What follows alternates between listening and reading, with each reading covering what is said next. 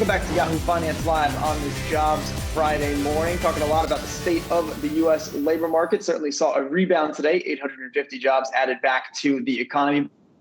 Abound amid a demand crunch across all sectors, services, goods, so on and so forth. Certainly one area that has seen a major crunch is within the supply chain, specifically the trucking and the rail car business. You don't have enough drivers, you don't have enough trucks, you don't have enough containers, really not enough of anything. Joining us now to talk through some of the challenges they're seeing in their business is Lior Ron, the CEO of Uber Freight. Lior, thanks so much for joining us this morning to talk a little bit about how you guys are seeing the recovery. So let's just start with sort of the state of your business today relative to 2019, the kind of growth you had hoped to see over the following 2 years, and sort of what level of capacity you're able to run at right now. Yeah, thanks for having me. On our side, the business is really booming. We are going super fast, more than 50% year over year. Lots of new shippers on the platform. We now have the largest digital network with over 1 million truck drivers through the Uber Freight platform. But that growth is coming because, to your point, we are in a very abnormal trucking market where demand is in an all-time high and supply is in an all-time low. Lior, that right there, that dynamic strikes me as pretty darn good for pricing for your business. Is that right? It is. The reality is that there are just not enough trucks. As you just mentioned, everybody's buying more automotive, everybody's building more houses, everybody's consuming more inventory and more goods. We consume more packages. There's just more and more and more stuff we all consume. And also there's just so much volatility. There's an imbalance on containers. There's an imbalance on warehousing. There's an imbalance on last mile. So it's really the perfect storm where there's just so much more demand. As a matter of fact, almost 2x more demand year over year for trucking activity. And on the other end, there's just not enough truck drivers. A lot of carriers are choosing to stay home, employment and benefits. They want to still concerned from COVID. Some of the aging drivers have exited the industry, so there's not enough drivers. We're still at maybe 70% of capacity compared to pre-pandemic. And that gap, to your point, between demand and supply does create a very tight market and a very high price environment. And we're trying to do our best to handle that demand and really help those truck drivers come back to the market. What I'm hearing from you now really is a booming economy. From where you sit, is the U.S. economy, is it overheating? That's a great question, and I would leave my economist colleagues to answer that. But I can say that I am seeing a lot of heat, and I'm seeing a lot of heat across all dimensions of the economy. And I think that will remain the case on our part, based on our projection, at least for the next few months. We have now beverage season with a lot of truck capacity going into July 4th and then into the summer months. We see industrials recovering and picking up. So we don't see a short end in sight for that peak and that for a very strong demand for truck activity.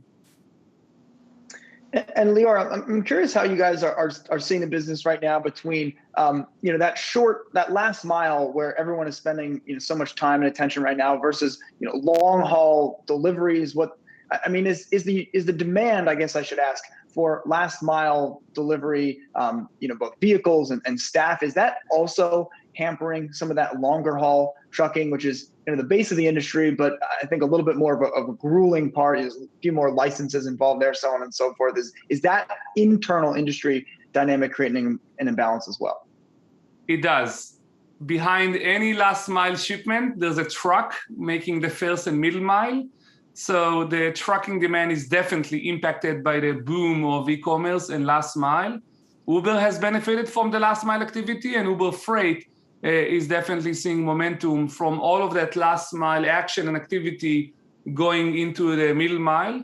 and we are just supporting drivers. And the interesting shift we are seeing in the market is, although a lot of truck capacity and carrier capacity is still diminished compared to pre-COVID, the secular trend and the shift we are seeing on our side is a lot of the small carriers, operators, the mom and pop shops, are entering the market with very high velocity because the prices, to your point, are elevated.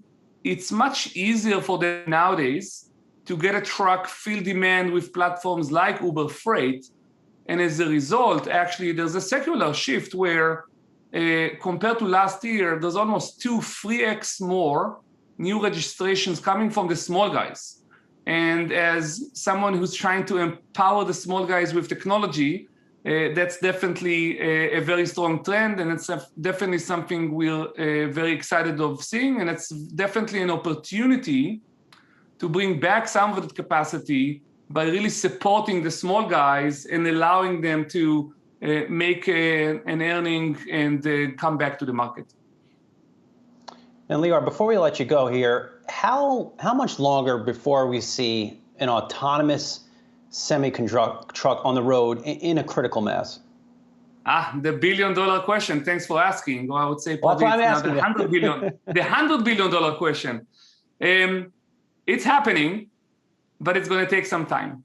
I think the beauty of trucking is you can automate a very fixed lane, a very restricted geo, and you can make a thriving business, even if only you have automated a portion of a highway in Arizona or in Nevada or in the middle of the desert with perfect visibility and very little pedestrian cars around you. So I think that will happen over the next 2, 3, 4 years. We will see the first deployment of an autonomous truck without a driver on a very limited segment. But from there to full scale in all times of day, in all weather, in all geos, under all operating conditions, I think that's going to take more than a decade, but definitely exciting to see. I think we're going to play a very important part in that because you need a driver in the first mile and last mile to transfer the trailer from the autonomous truck to the distribution center or to the hub. But early days, and definitely something worth paying attention in the next couple of years. All right, really interesting conversation, and really appreciate you taking the time to speak with us this morning. Lior Ron is the CEO of Uber Freight. Lior, thanks so much for jumping on. I hope we'll be in touch. Thanks for having me again. Always a pleasure. Break out the box of Kleenex tissues, Amazon investors. Starting Monday, Amazon lifer and AWS wizard Andy Jassy will officially assume the CEO position from space fan Jeff Bezos. So what does the change in leadership mean for a stock nearing $3,500 a share? Anthony Chikamba is Loop Capital Managing Director, and he joins us now. Anthony, always good to speak with you here. So you're staying pretty bullish on Amazon. You have a, $3,775 price target on the stock. Why are you staying so optimistic, even with this big change at the top? Sure, that's a great question. I mean, first off, we just don't really think you're going to see any major strategic or operational shifts with Amazon, with this transition from Jeff Bezos to Andy Jassy. You have to remember, Andy has been with Amazon since 1997, and he's worked very closely with Jeff Bezos. He was his technical advisor for a while.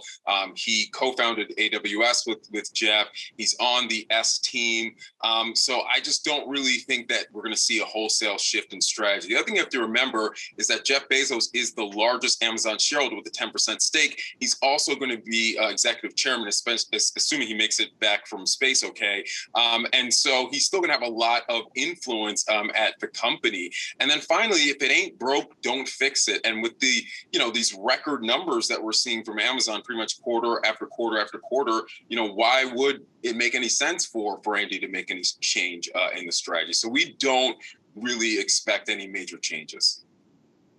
And, along those lines, Anthony, something you flagged in your note to us is, look at the last several years of Bezos' arc. He's clearly been a little bit, it would seem he's been a little bit less engaged over the last, maybe let's call it 3 years than he would have been 10 years ago. And so is that maybe a these investors to say, hey, this isn't such a big deal, even though the formal handover again does happen this week?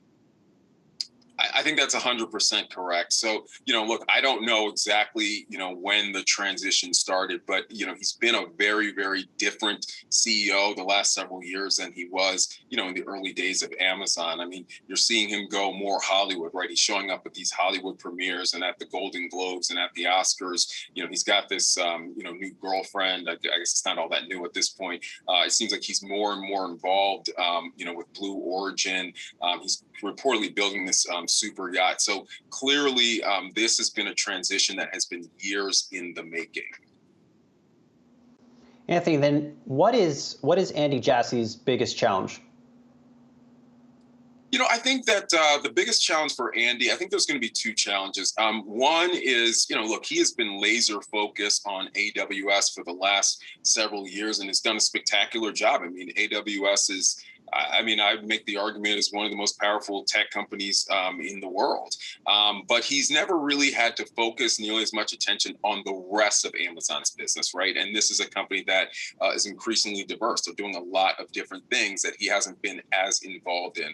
The second challenge is just going to be dealing with the regulatory, not necessarily regulatory, but the, antitrust, the growing antitrust animus towards Amazon. Obviously, Lina Khan is FTC commissioner now. I mean, she very famously wrote this, Yale Law Review article, very anti-Amazon, and it'll be really interesting to see how that plays out. But that's one of the few things that Republicans and Democrats agree on is that there needs to be more oversight and regulation of big tech. So I think that will be a challenge for him as well.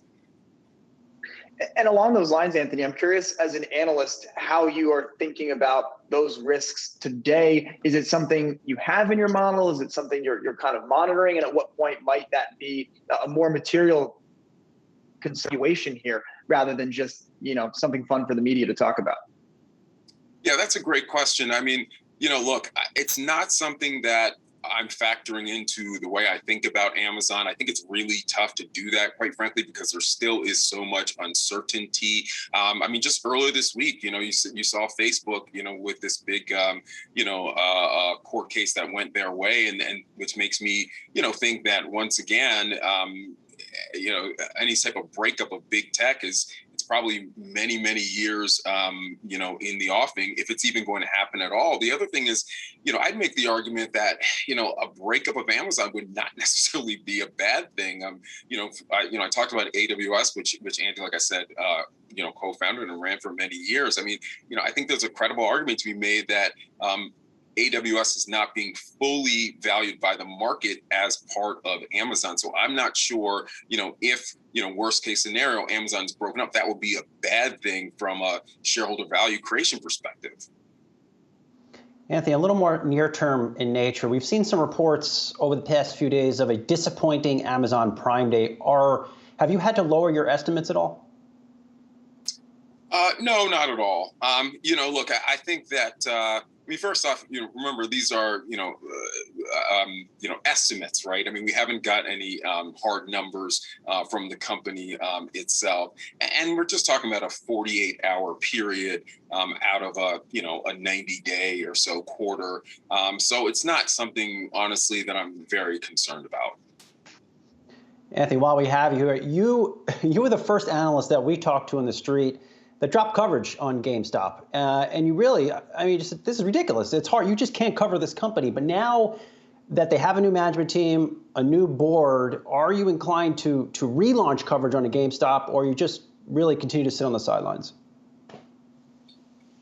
Absolutely not. I will never, ever, I'll say this on this show, I will never cover GameStop ever again. There's just no point.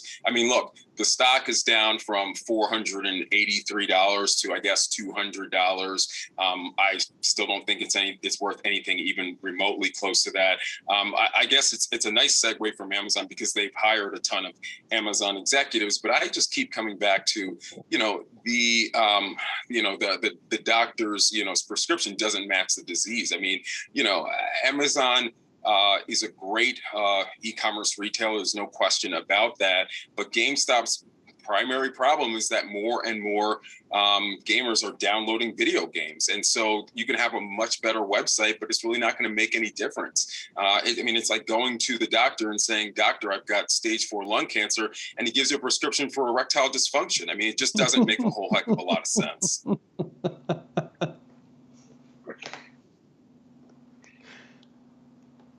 All right, that's Anthony. Thanks so much for that. Always fun to have you on. Really appreciate the time as always. Anthony Chicumbo with Loop Capital. Appreciate the comments on Amazon, and I know we'll be in touch, Anthony. Have a great weekend.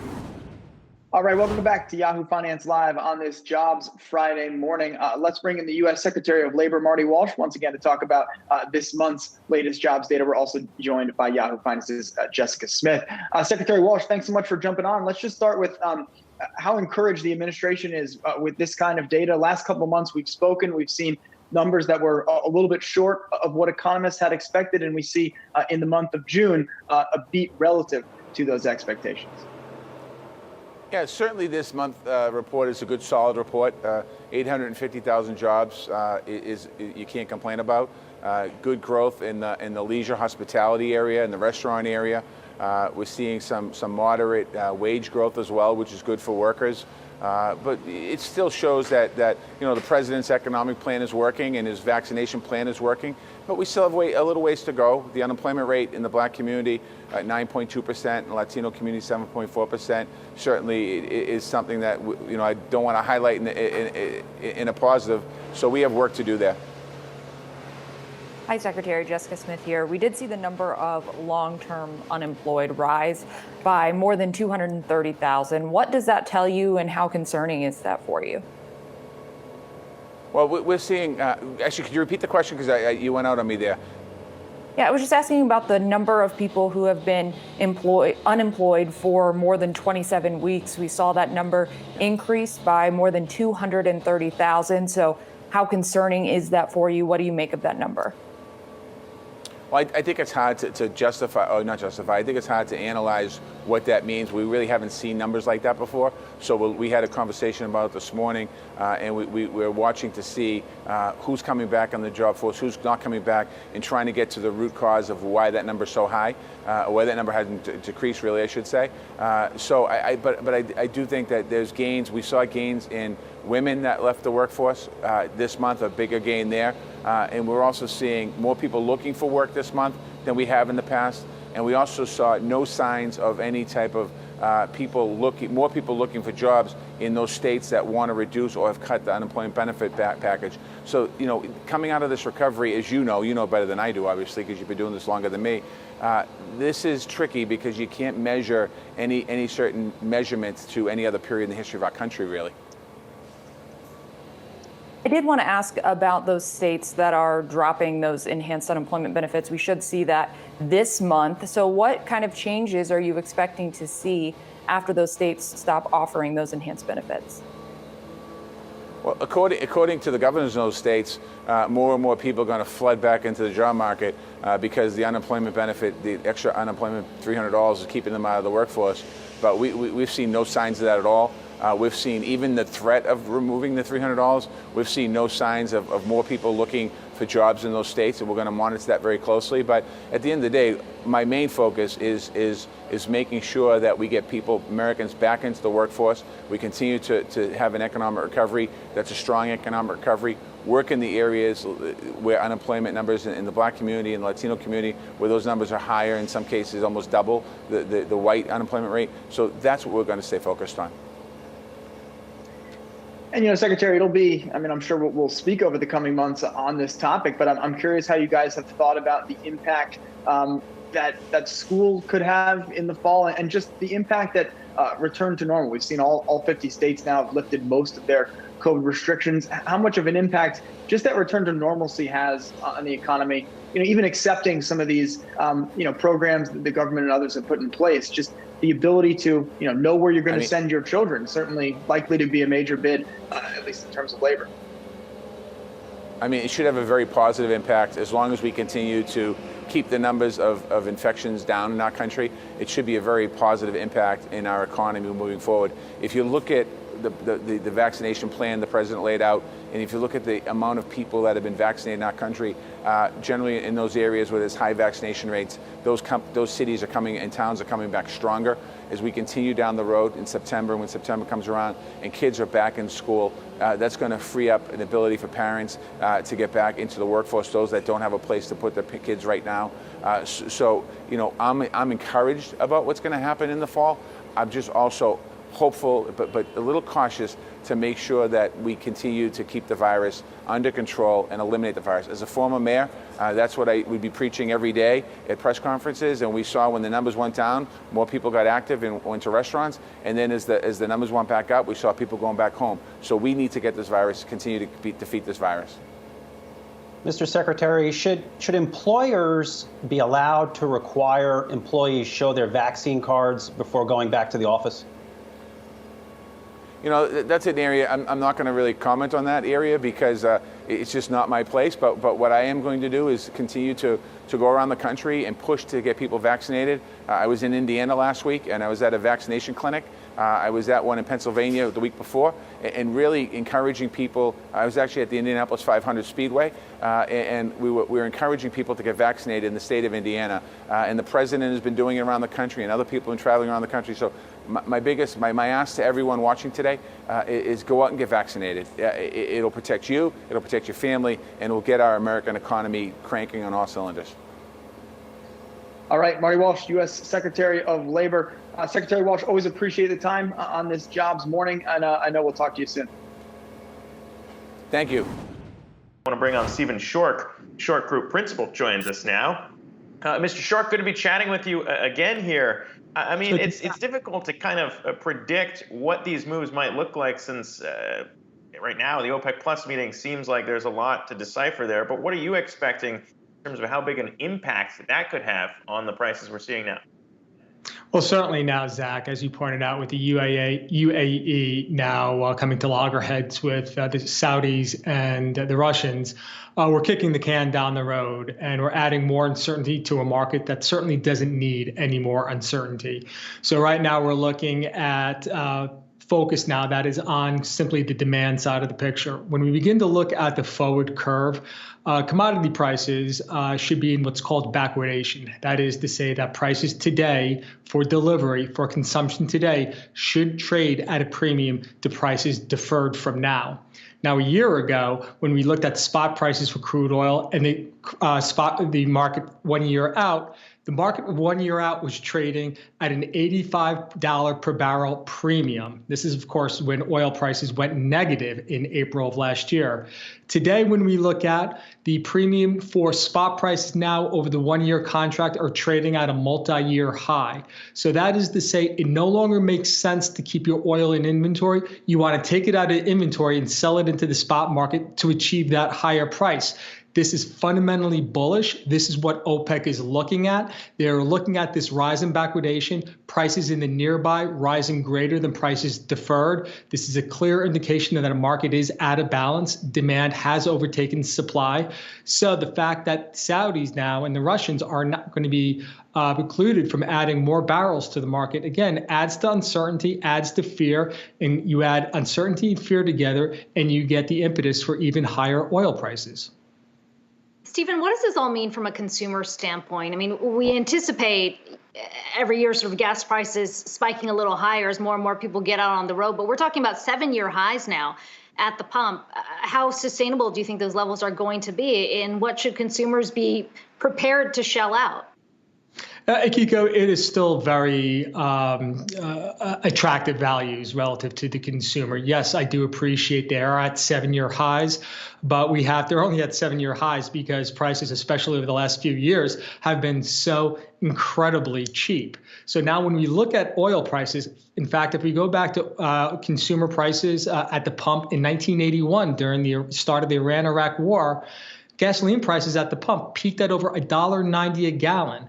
That is well over $3.70 in today's dollars. So even adjusted for inflation, recently the national average is about $3.13. Of course, we are going to go higher as demand, the holiday summer demand for July and August, we are now entering the peak season. Given where oil prices have risen and the correlation between oil prices and gasoline prices at the pump, we're probably looking at another 10 to 12 cents at the pump on the national average. So this would raise the national average from about $3.12, $3.13 to $3.25. That is still very attractive for the consumer. We do not get into that muddy water until we start to get into that $3.60, $3.70 range, which is where we were back in 2008 when oil prices hit nearly $150 a barrel. So we're still quite a ways away from that DY over DX moment, that inflection point where we hit demand destruction. Now, if you're a speculator in the oil market, this is good news for you because you know you could bid oil prices higher because you know the market could handle higher oil prices. So there still is room to the upside. Yeah, it's interesting to see you kind of lay out the risks and fear there being an upside mover, because some people might look at what happened last year in Russia and risks around what could happen to OPEC plus there, seeing downward moves. I mean, is there a scenario there where you might see UAE come out of this unpleased with the way that talks go and potentially lead to an oversupply? No, I don't think so at this point. Longer term out, the market is turning back into the favor of the national oil company as the movements here in the West to decarbonize the hydrocarbon economies here. You're looking at a situation where we're going to give more power back to the national oil companies.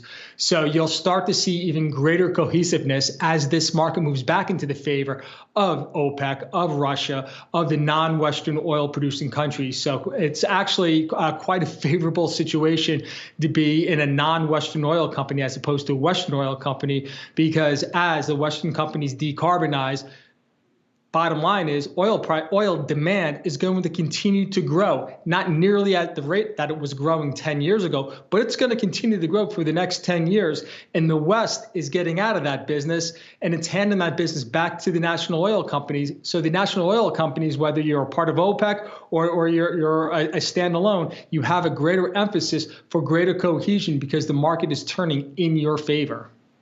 Yeah, it's an interesting dynamic I know you've highlighted before, especially after years of talking about the waning influence of OPEC, now seeing that take the leadership again. Where do you think the inflection point is? If we're talking right now about $75 a barrel here, WTI and Brent crude both, it sounds like you think there's more upside. Ultimately, what do you think is sort of the catalyst that hits the ceiling? Yeah, absolutely, Akiko. Now, where the volatility is trading, and when you run your probabilistic models, there is that potential that we'll see plus $80, $85 oil by the end of the summer. So that would be about another $10. If we get to 85, that would be $10 higher at this point. So now we're talking about oil prices up in that $3.30 range. We'd have to see oil prices get to about $100 a barrel before you would start to see real pain at the pump. And keep in mind that the inelasticities of demand for gasoline have changed greatly in just the 5 years with the advent, of course, of EVs. For instance, I have an electric hybrid.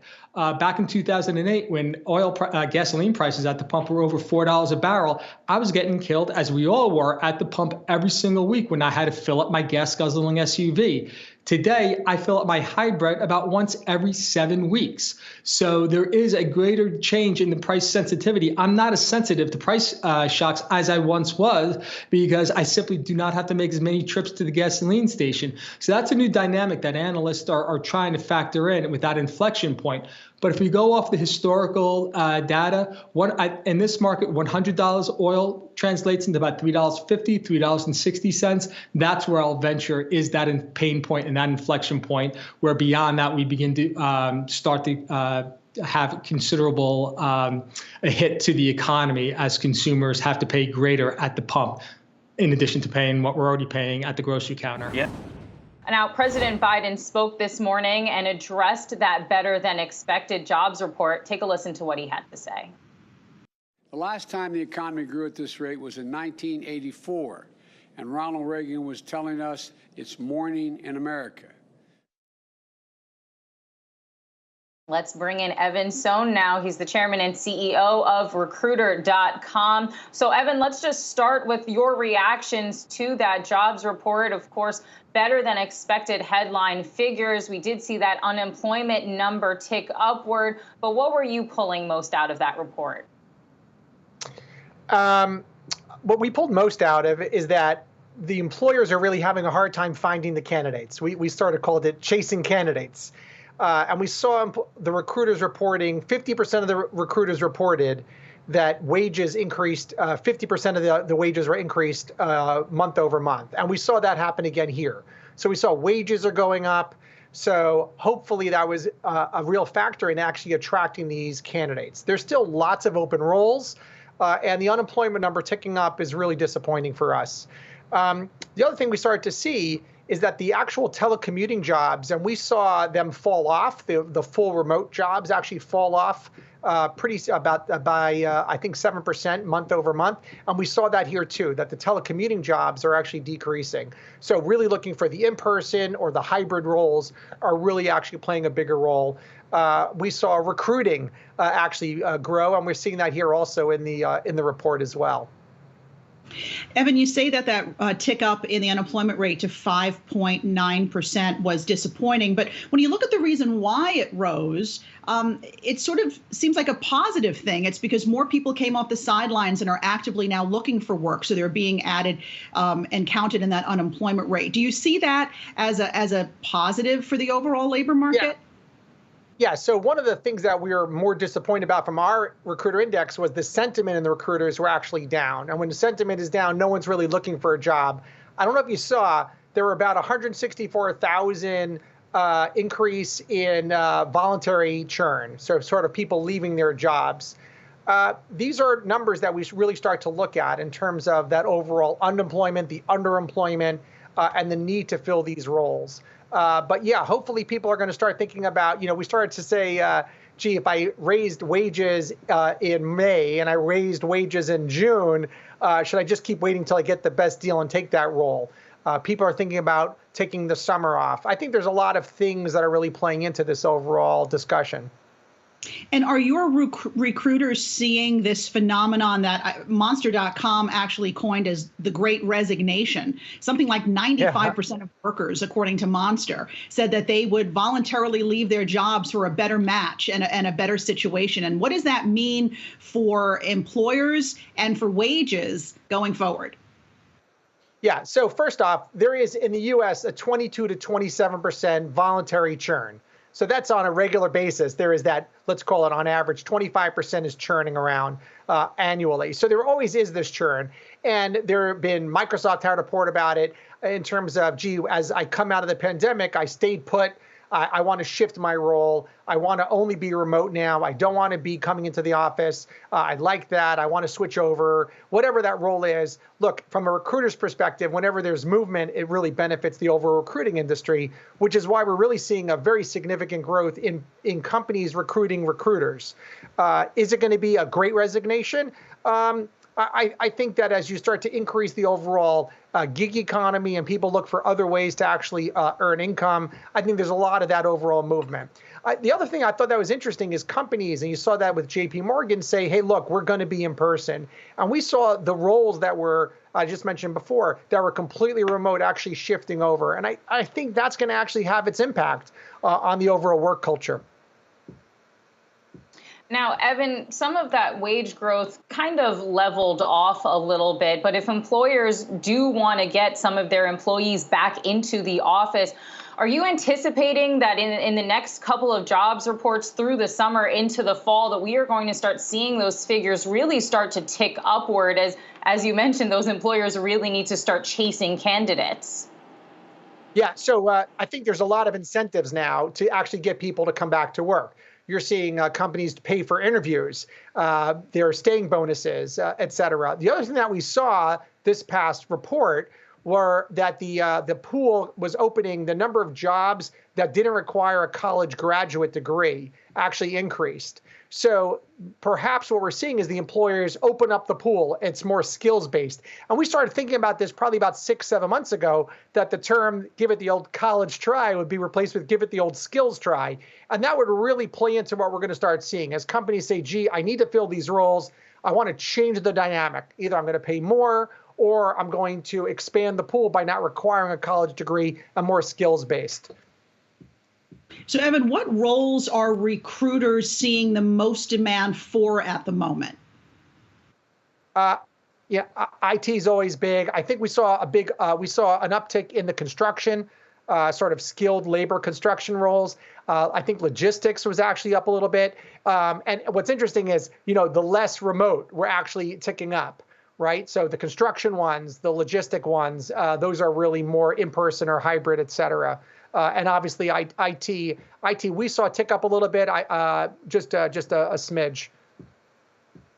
And Evan, of course, the figures, at least for some of those leisure and hospitality, we saw big jumps in the employment there. Where do you think weakness is going to remain, at least when it comes to some of these employment sectors, as this continues to drag on? So we saw an increase. We actually saw a nice increase, a 1% increase in the food and beverage industry, which actually tracked really nicely. Actually, sorry about that. Logistics actually dipped down. It was the food and beverage that actually went up, and the financial services that actually went up.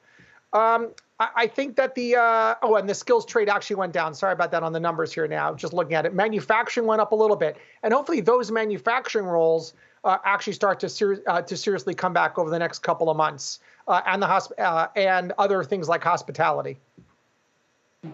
All right, Evan Sohn, Recruiter.com Chairman and CEO. Thank you so much for joining us. Well, the pandemic saw many people start new businesses, and a large number of them are owned by minorities. So let's talk more about capital and funding minority-owned businesses. We're joined now by Shelly Bell, founder and CEO of Black Girl Ventures. Shelly, thanks for coming back to Yahoo Finance. So we saw that venture capital was at record highs in the first quarter.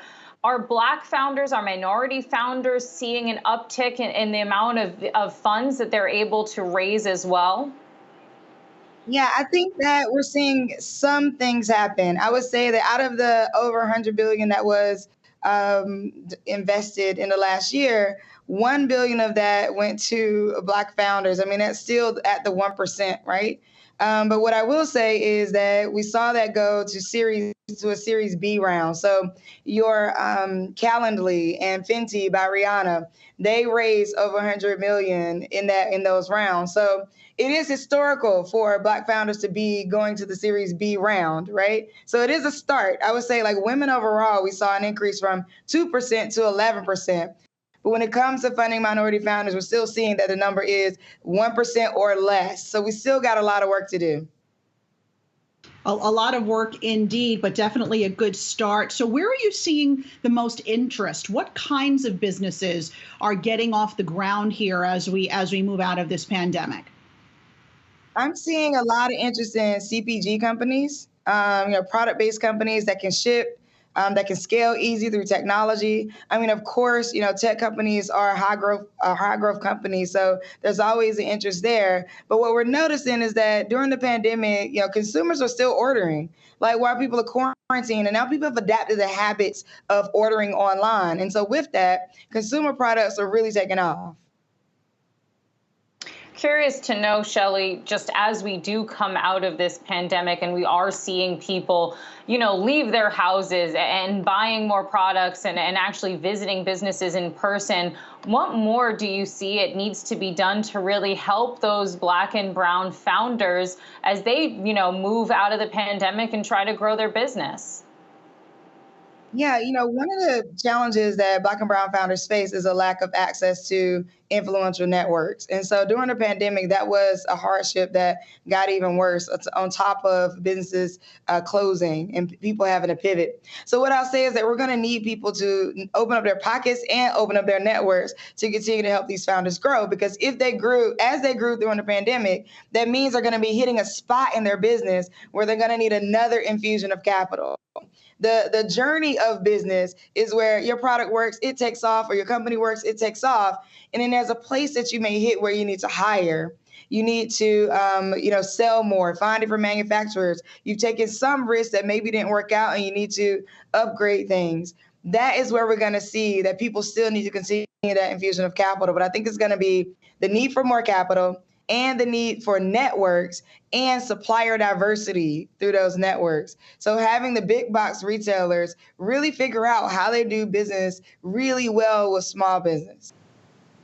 That's a really good point. And I'm also wondering where the government fits into all of this, Shelly, and what you're seeing in terms of the Biden administration, the federal level, maybe the state and local level, in terms of support for minority-owned businesses and trying to get the capital into the right hands. Well, I was excited to see that the Biden administration did open up to evaluate an evaluation of all of the government entities and beyond to understand how supply diversity is working. I'm hoping that this is a step into the direction of having them create new policies or new procedures, but if we have to hold people accountable. So it's one thing to evaluate and one thing to find out that they need to improve, one thing to create set-aside programs and things like that. But we have to put accountability measures in place in order to make sure these things work. All right. So obviously you're talking a lot about what those corporations and companies are doing internally, but we've also seen a lot of companies come out and pledge support outside of their own companies to businesses and other corporations or other businesses as well. What more can these big corporations be doing to assist some of these other smaller businesses owned by minorities? Figuring out public-private partnerships is really going to be key. I mean, partnerships are always very, very, very important to small businesses to keep them growing. There's things like, for example, at Black Girl Ventures, we partner with an ice cream company. And so this ice cream company worked with us to come up with an ice cream flavor based off of the energy of our community. And now the proceeds from that ice cream will become dollars that get to go pour back into the community to create a grant for Black and brown women to have access to marketing, IP support, and web design. I think thinking of interesting ways that you can partner to create bigger impact, I think is going to be the key. All right, Shelly Bell, founder and CEO of Black Girl Ventures. Thank you so much for joining us. Have a great holiday weekend. Well, the pandemic hit the airline industry pretty hard. We know that. But demand for private jets, for those who can afford it, has been soaring. And one company benefiting from that demand is JetIt, a private jet company that offers clients shared ownership in the planes. They have seen their revenue soar triple digits during the pandemic. And joining us now is founder of JetIt, Glenn Gonzalez. Glenn, it's good to see you here. I know that you guys made a big announcement recently bringing on some electric planes into the fleet. Want to talk about that in a moment. But first, now that commercial air travel has opened up more, what has demand been like for private jets? And is it still where it was at the peak of the pandemic?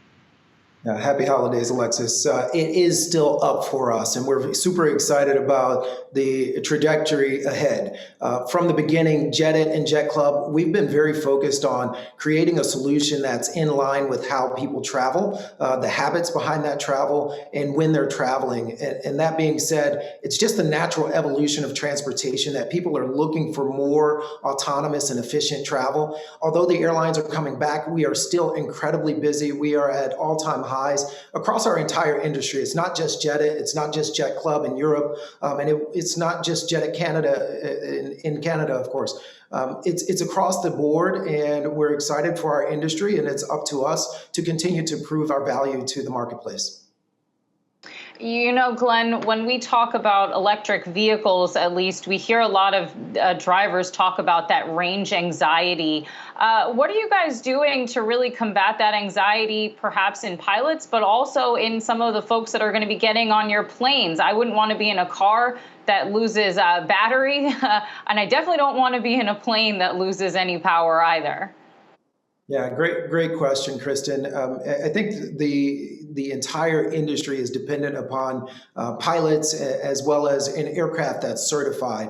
We chose the eFlyer 800 and Bai Aerospace because of their ability to certify airplanes. George Bai, their founder and CEO, on a number of occasions, he's certified multiple aircraft. That being said, with the eFlyer 800, there's all kinds of different levels of travel. There are those people who fly across the country. There are those people who fly state to state. In our particular case, our focus is to create a local version of our current service, regionally focused, but now more a local service from New York to Vermont or New York to the Hamptons or Nantucket. We recognize that again is that how people are traveling. And if we can do so at the same speed, or in this particular case, the eFlyer 800 is actually faster than the King Airs, and we can do so that 1/5 the cost, as we just talked about, the cost of fuel. But more importantly, if we can protect our environment with no carbon emissions, it's just a tremendous advantage for everyone across the board. Our focus at Jedit and Jet Club is to make a positive contribution to our society. In this particular case, we can do so for travel, but we can also do so for our environment. They're definitely beautiful planes, that's for sure, those new EV planes that you're bringing on. Now, of course, you still have your fuel jets as well. And I'm curious what the rise in the price of jet fuel, which is usually the largest expense for an airline, what has that been doing to your business, if anything? Because I have to think that these are wealthier folks who are booking these jets, and perhaps a little rise in the amount of the cost of fuel would not deter them. Yeah, it's very unique. In our case, our owners are flying on our Honda jets, which are extremely efficient. Part of why we chose the Honda jet is it is the most efficient aircraft built to date. And the eFlyer 800 will support that with the local travel. That being said, our owners are paying the same rate regardless of what happens to the cost of fuel. They're paying $1,600 an hour when they are a share owner with us. As the price goes up in the marketplace, we have another segment of our business in which we support a broader segment of the market through chartering our aircraft when they're not in use by our owners. And that helps us offset that cost increase as related to fuel. It's very innovative. We're the first in the marketplace to conduct our business in this manner. And in large part, that's why we've been profitable and successful to date.